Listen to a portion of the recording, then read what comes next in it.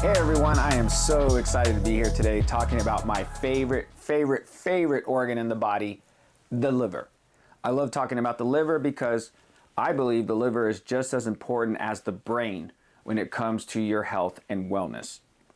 Now today we're going to be talking about the top 5 signs that your liver is in need of some help and what you can do exactly to help it. Even if you don't need extra liver support, right? Maybe one of those people, but this episode will still tell you ways to keep your liver healthy. Now, before we begin, here's some news going on in the clinic. Yes, we have an actual brick and mortar clinic. I'm a practicing clinician. And one of the things that we do in the clinic is that we offer at-home NAD Plus injections. NAD Plus injections are great for energy, for recovery, and for detox. And if you want your own kit, come visit us here at the clinic and call us at 512-461-9949 to set up your own at-home NAD injections. All right, let's get into this. Class is in session. You can hear the smile through my voice, right? All right, so we're talking about the liver. When I first got into practice, I'm just gonna be honest, I did not think the liver was important. I was not taught that the liver was important. And let's be honest, and I opened up the podcast saying, I think it's just as important as the brain. When I started in practice, my job was to look at the heart, right? We're looking at blood pressure, we're looking at blood sugar, we're looking at diabetes, we're looking at stroke, we're looking at heart disease as the #1 killer of US adults for the last 100 years, right? We know that. And if 1 in 3 people in this country right now have high blood pressure or at risk for heart disease, then yes, the focus is on the heart. But here's what I quickly learned. The heart is an engine on a circuit, which is your circulatory system, your blood, and it just beats basically feeding off your environment, your stress, whatever stimulus you're putting onto the body. The liver actually does a lot different work in the body than the heart does. And actually, if you think about diabetes, heart disease, even things like Alzheimer's, I'm more worried about your liver than I am your heart.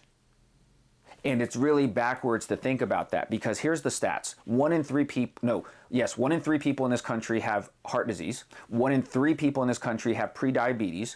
And 1 in 4 people in this country have a fatty liver. The common denominator out of all of this is that the liver is the issue.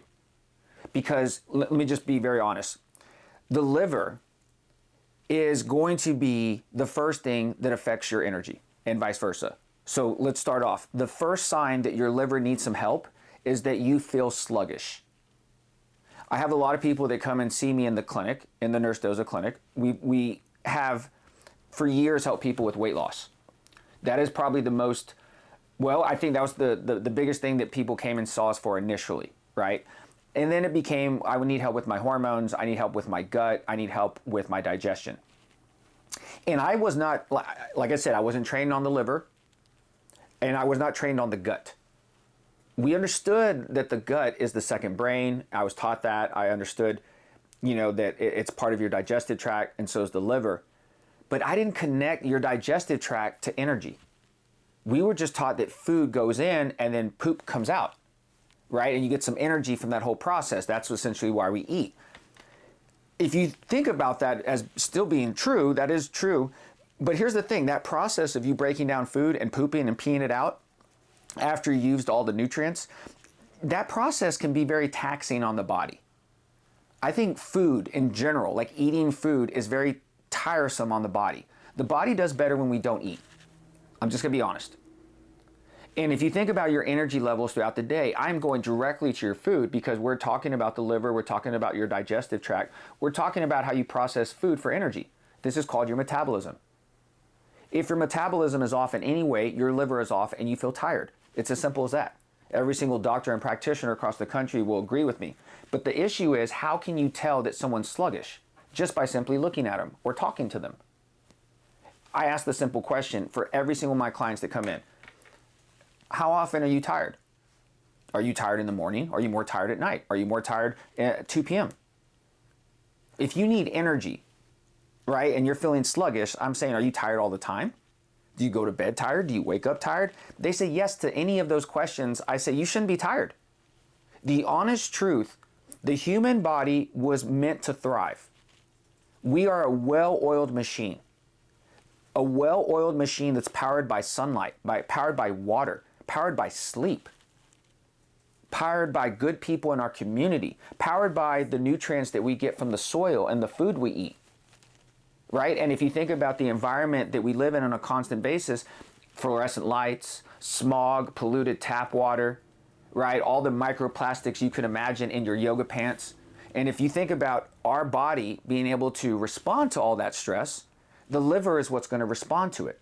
When your liver has to digest everything you put into it, like food, medication, alcohol, negative neighbors, negative coworkers, financial stress, etc., it all gets into the body somehow, mainly through the gut, and then eventually it winds up in your liver. And your liver has to process everything you've ever consumed, every medication, every alcoholic drink, every supplement, every piece of steak, every piece of avocado, every piece of chicken. Your liver has been there to either store that nutrient or basically process it and get ready to poop or pee it out. That's how important the liver is in our overall metabolism. It's basically our detoxifier for the human body, right? It gets rid of things that doesn't belong, and it stores and it helps things that we need. And what's credible about this, this is really interesting. If I look at inflammation, I look at inflammation as the root cause of every single disease known to humans. I will simplify this. The heart is not the problem in heart disease. The liver is. The pancreas and insulin is not the problem in diabetes. It is the liver. Alzheimer's, it's not the problem with the brain. It was problem with the liver years before you developed Alzheimer's. And if you want another stat, every 65 seconds, someone in this country is diagnosed with Alzheimer's. And if you go look back into their blood work, their MRIs, their ultrasounds, you will see an inflamed liver. Because keep in mind, they had a fatty liver this entire time. They had a fatty liver way before they had diabetes. They had a fatty liver before they had heart disease. The liver, if it's off, you're off and you don't feel good. And what's incredible about it is this could be your everyday routine, because you keep saying, well, what do you know? How do you know if you're tired? Are you talking about chronic fatigue? Yeah, I'm talking about that. But chronic fatigue, chronic low energy, if you will, it could be from a poor night's rest for the last 7 years. What about newborn mothers? You're missing out on sleep. What about night workers? You're missing out on sleep, right? And you think about you're missing out on sleep, that's going to make you tired. Well, that's one instance that could make you tired. But then let's say when you eat something, it's fast food. You drink something, it's not very good for you. Your liver then has to process that. That'll make you tired. And if your liver is not healthy, it can't process all this very well. And that makes you tired. And throughout the day, if you eat breakfast, lunch, and dinner, and then you have a snack at 11 a.m., you have a snack at 2 p.m., guess what happens? All that food eventually winds up in the liver, and you have to process that. Have you ever had a sugar crash 30 minutes after you ate lunch? Have you ever had a sugar crash 30 minutes after you ate a bunch of chocolate or ice cream or cookies? Your insulin goes up because your blood sugar went up, and guess what? Your blood sugar came down because insulin brought it down. That's prediabetes, that's insulin resistance. And what can happen is that's basically you causing yourself to have sugar crashes at 2 p.m., 11 a.m., 12 p.m., whenever you decide to eat, and it's causing you to be tired. And like I said, what's fascinating, most people don't know they have a fatty liver. Most people don't know they have inflammation of the liver. It starts when you start eating fast food. Years ago, when you were a teenager, when you were a kid, when your parents gave you Chick-fil-A and McDonald's and Burger King and sodas and Pizza Hut for the very first time. Because all of that is so processed that is so damaging on the liver, because your liver is like a refrigerator. It has stored all the fast food you've ever eaten and will continue to eat. The liver doesn't just process things and breaks it down, it stores it. I want to make this very, very clear. The liver not only detoxifies things and helps you poop, but it stores every bit of food you've ever eaten. It stored the Burger King you ate 12 years ago. It's still in the liver today. The diet soda that you drank 10 years ago is still in your liver today. The pizza that you ate 20 years ago in college is still in your liver today. It accumulates as fat in the liver and it develops into fatty deposits, which eventually leads to fatty liver disease. And I'm telling you right now, your fatty liver disease started when you were a teenager or when you were in college and you started eating junk food. And I could pick on the women who were basically having eating disorders in high school. Think about bulimia. It was still junk food you were eating, throwing it up. You were causing insulin spikes. It doesn't matter. Every time you eat, you're going to cause blood sugar and insulin to spike. You have to process this. And if you don't process it well, your energy's off. And if your energy's off, your liver's off. You can gain weight. You can lose weight very easily if your liver's off. But if your liver is healthy, you maintain a healthy weight. And you're not tired. And you don't look bloated all the time. And you don't have bags under your eyes. Right? Like, seriously, like the first sign that your liver needs help is that you are tired. And you look tired. So the next time someone comes up to you and says, you look tired, you say, it's not because I lack sleep, it's because my liver's inflamed. It can't handle all the crap I'm putting in it right now.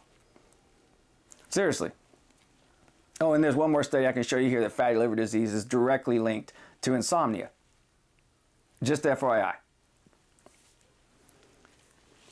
So then think about this. What's the second sign that your liver needs some help? What's the second thing? If being tired all the time wasn't the first thing that's going to tell you like you need some help with your liver, the second sign that your liver is off is that you gained weight. Now, the clinic that we started years ago, I knew I would have a job forever if I became a chiropractor because everyone's going to have back pain, right? And I can always help people. And then I knew I could help people with weight because everyone gains weight. Like, let's be honest, everyone is overweight.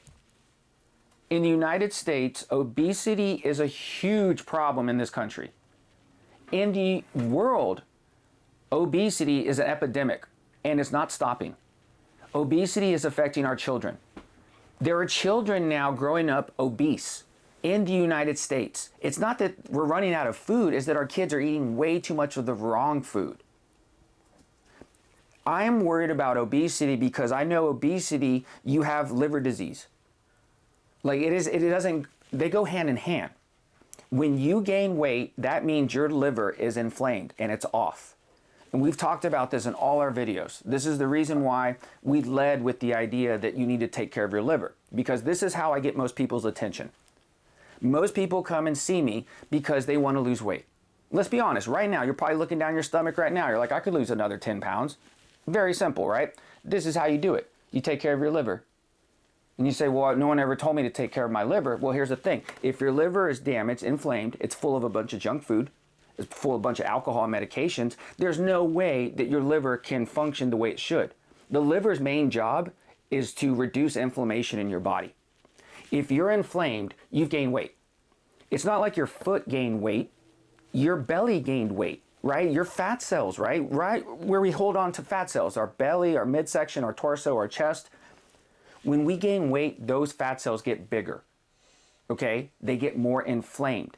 When you get inflamed, the first thing your body does is send signals to your liver to produce things called antioxidants.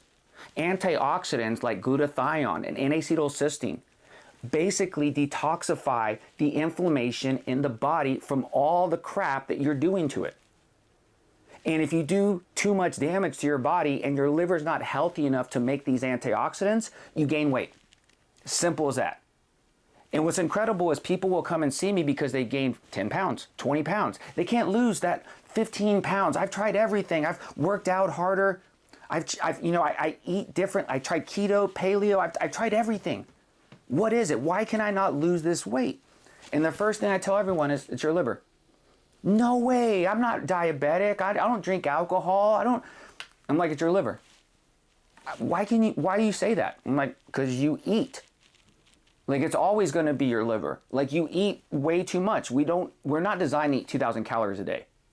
That was a lie. Breakfast, lunch, and dinner was a lie, okay?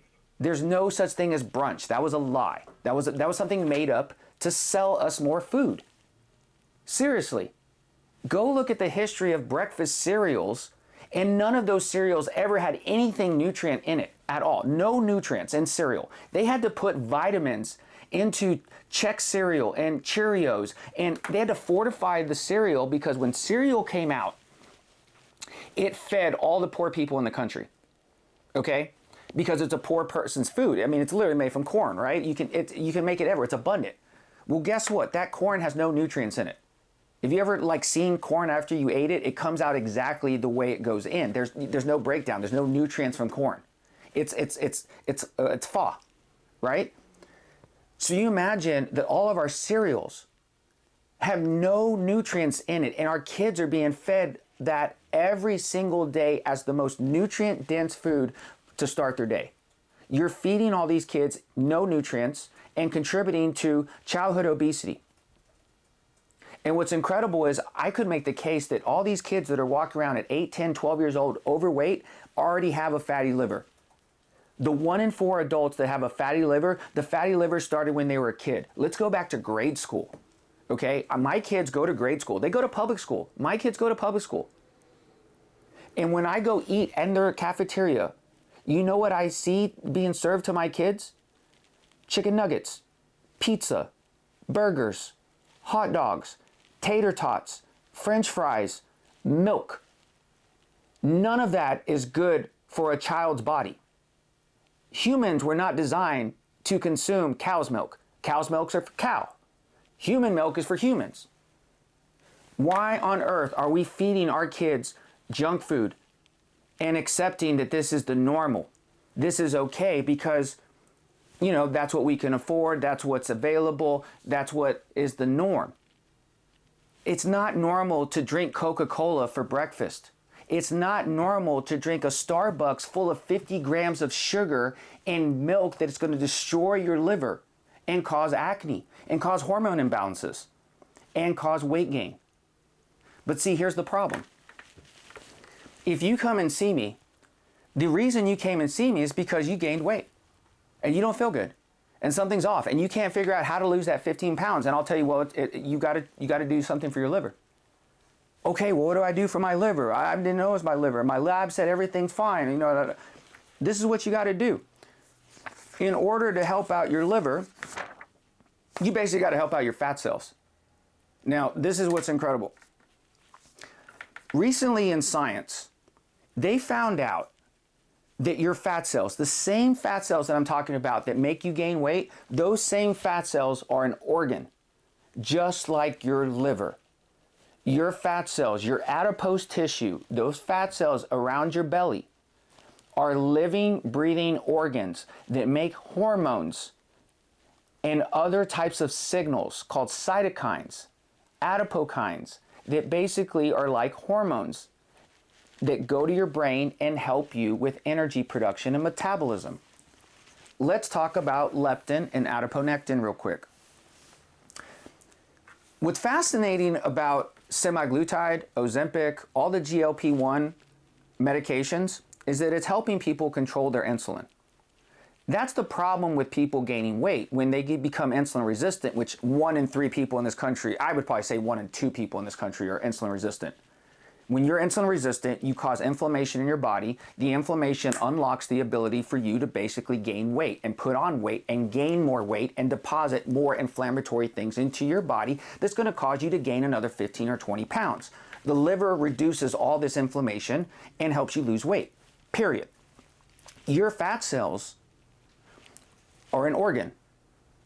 While you gain weight, your organ made hormones, okay, in response to you gaining weight. When you gain weight, your body doesn't like you gaining weight. I'm going to be honest with you. The human body was not designed to be overweight. The human body was not designed to be obese. And I'm sorry, like obesity, I'm going to say this right here. Obesity is associated with the reduction of quality of life, a shortened lifespan, and increased healthcare costs. Your obesity is not just affecting you, it's affecting us. It's affecting our bottom line. If you're going to address the white elephant in the room, obesity needs to improve. We need to lower obesity. How do we do it? Semaglutide's not going away. Semaglutide is here to stay. Semaglutide is going to be the first line of medication for any problem we have in the future. I'm dead serious. It helps with insulin. Insulin regulation helps you with your fat cells. Your fat cells need all the help they can get because your fat cells actually regulate insulin. Remember I said the liver regulates hormones? It regulates insulin. Your pancreas releases the insulin, but guess what? The liver regulates it. Your fat cells regulate insulin. If your fat cells are inflamed, you can't regulate insulin. If you gain weight, you can't regulate insulin. If you have a fatty liver, you can't regulate insulin. The third sign that your liver is off is that you need some help with your blood sugar. Most people are pre-diabetic in this country. I'm just going to assume. I'm dead serious. Like, I'm going to assume that you have problems with your blood sugar. And you're going to say, I don't have problems with my blood sugar. And I'm going to say, yeah, but I look at all these people who wear continuous glucose monitors, you know, those little patches on the back of their arms, and they track their blood sugar 24 hours a day. I have blood glucose readings on athletes who train for Ironman. I have it on diabetics. I have it on people who basically just want to optimize and live to 100, so they wear it all the time. They don't care about it. They'll pay for it. They don't need a prescription for it. They'll pay for it. And what they have found is that people have blood sugar problems. Like right now, you have a blood sugar problem. I know it. If you cannot go more than 4 hours without eating, you have a blood sugar problem. There's something called fasting. And if you prolong your fast to 36 hours and not eat anything for 36 hours, you can regulate your insulin better. You can activate less inflammation in the body. You can promote healthy blood sugar regulation, and your liver becomes healthier and can actually regenerate. Because I will tell you this, if you have high amounts of blood sugar in your body, you are not going to live a long time. The body will use sugar for energy, but it does not prefer sugar for energy. Your body is a well-designed machine. It's a car. There's 3 types of gasolines that your car can use for energy. Carbohydrates, proteins, and fats, right? That's the form of macronutrients. If you have high amounts of carbs, you have high amounts of blood sugar. That's the typical American diet. The sad standard American diet is full of grains, rice, bread, pasta, a bunch of endless nutrients that non-nutrients that basically are just empty calories. And those empty calories from the cereal, from the bread, from the pasta that you just love, all of it goes into your liver, causes it to be fatty, destroys your gut, causes leaky gut, and then it goes into your fat cells and causes you to be inflamed, to gain weight. But the problem is you keep eating because you think you're hungry all the time. Seriously, go think about dinner next time. I guarantee you, you're not actually hungry before you eat dinner next time. And the dinner after that. And the dinner from next Thursday. And the dinner 3 months from now, you are not hungry before you eat that dinner. The only reason that you eat dinner is because you were told you need to eat dinner every night. The only reason you eat breakfast or you skip breakfast or you think you're missing a meal is because General Mills and KFC told you that you need to have breakfast. And then they told you you need to have a Coca-Cola for breakfast. And then they told you you need to have a Starbucks for breakfast with sugar to start your day. And wash it down with a wonderful breakfast muffin full of eggs and bacon. And we wonder why we have blood sugar problems in this country. Because your liver cannot store all that food. It cannot store all the Starbucks that you consume every single day. It cannot consume all the alcohol and the wine that you choose to drink at night. And it cannot consume all the bread that you cannot stop eating. You see the severity in my voice? You hear it? We have a problem with blood sugar. It's not a problem with Starbucks. It's a problem with you. You think you need Starbucks because you're addicted to the sugar from it. No, it's not the sugar from the Starbucks. It's the feeling you get from the sugar. The sugar makes you feel good. Because if you drink just black coffee from Starbucks, that actually helps your liver.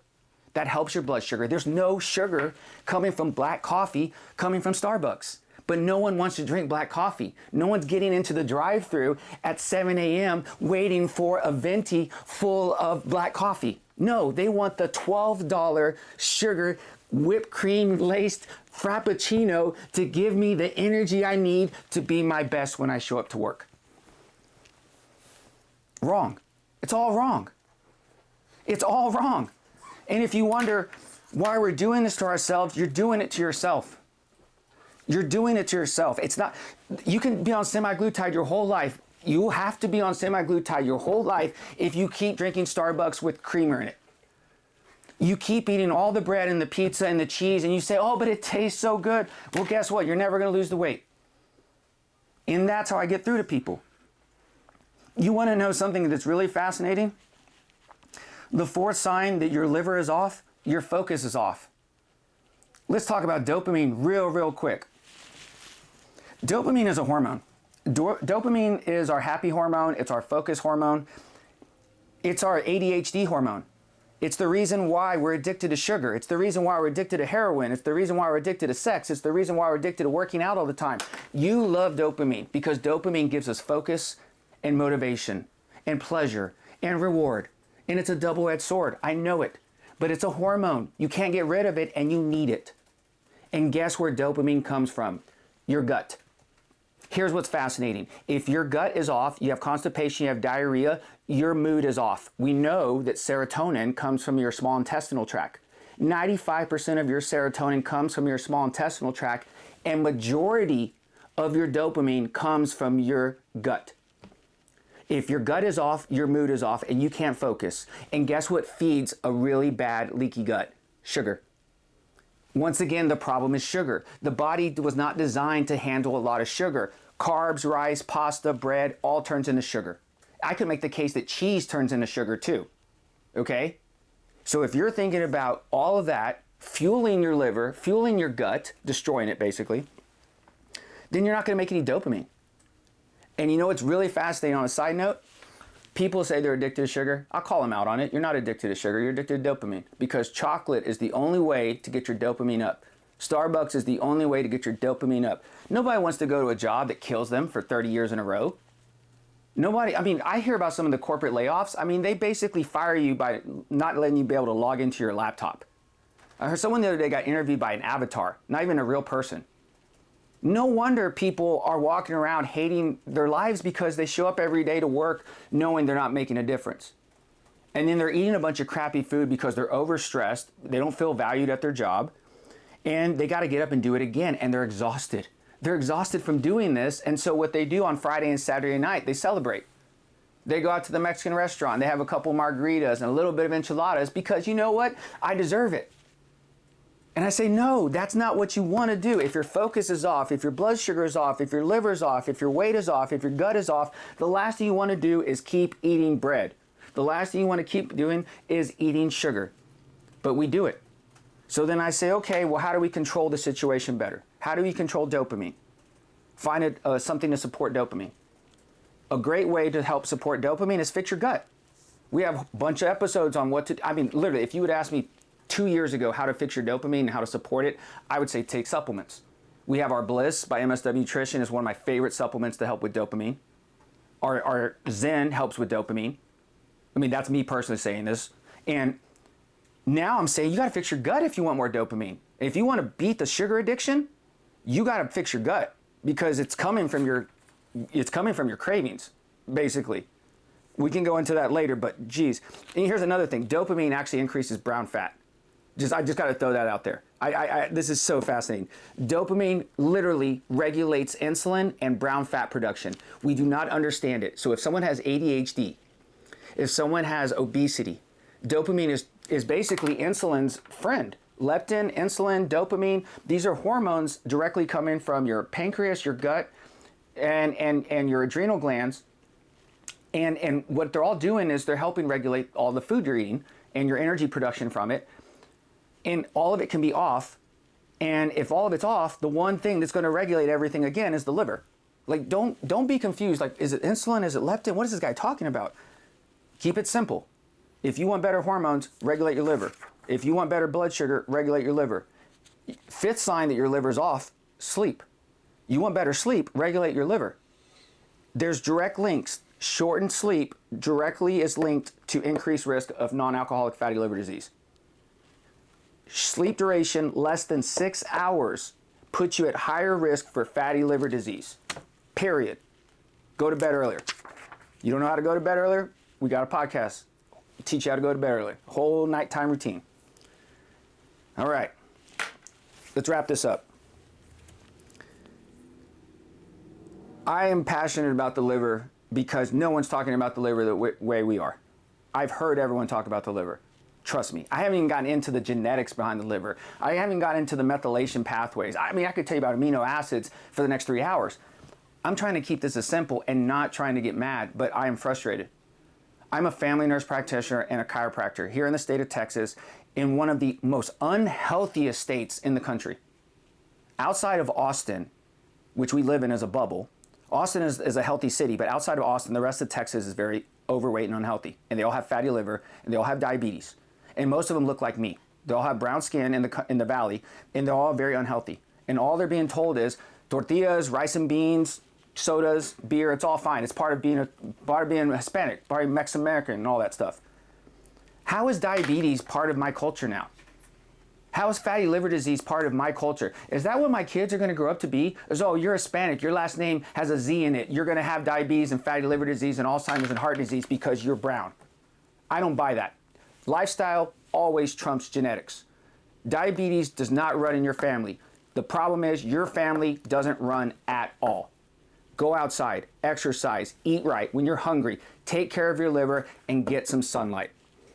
If you want a great supplement to get you started on your weight loss journey, on your liver journey, on your overall health journey, go to mswnutrition.com.